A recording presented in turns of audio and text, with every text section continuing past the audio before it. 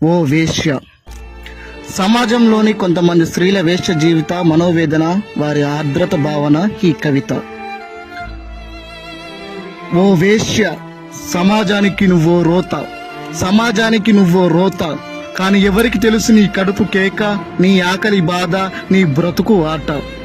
జానడు పొట్ట కోసం 3 మల్లెలు కొప్పులో పెట్టి, తెలియని విషాద రంగు ముఖానికి అందంగా అదిమి, మెరుపు లాంటి ఎరుపు చీర ఒకటి కట్టి, బిగుతు లాంటి రవిక ముడి ఒకటి విప్పి, తలుక్కుమంటూ తాజాగా మెరుస్తూ, కలవరంతో కాటుక కన్నుల కన్నీళ్లను ఇంపుగా చేసి, సొంపుగా అందాలను పరిచేస్తూ, చిరునవ్వులను చిందిస్తూ, విషాదాన్ని గుండెల్లో దాచేస్తూ, ఆనందాన్ని పంచి, విటులకు విందు భోజనంలని శరీరాన్ని అప్పజెప్పి, కటక చీకటి నీ బ్రతుకులో వెన్నెల వసంతం కురిపించి, కామ పురుష లోకాన్ని నీ తనువు కన్నీల చల్లదనంతో చల్లార్చి, అతిథి విడ్డుడికి కామ మర్యాద చేసి, నొప్పులతో పోట్లతో అలిసి తొలిసి సర్దుకుంటూ, మనసు లేని మట్టి బొమ్మల, పగిలిన గాజు బొమ్మల, ఎండిన దేహం జారిన ఆకృతి సౌష్ఠ్యంతో కనులు వాల్చి, ప్రతి వేకువ ఉదయం నాది అని భ్రమపడి తలుస్తూ, కలలతో కన్నీలతో ఆవేదనతో కునుకు తీసి సేద తీరుతూ నిద్రిస్తున్న ఓ వేశ్య, నువ్వు కాదు వేశ్య.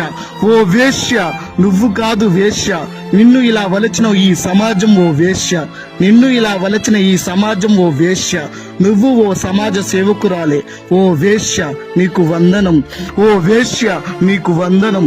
ఎందరో కామపు మృగాల కామం తీర్చి, ఎందరో ఆడపిల్లల మానం పరువు కాపాడుతున్నందుకు, నీ శరీరంపై బరువు మోస్తున్నందుకు, నీ శరీరంపై బరువు మోస్తున్నందుకు. జై హింద్.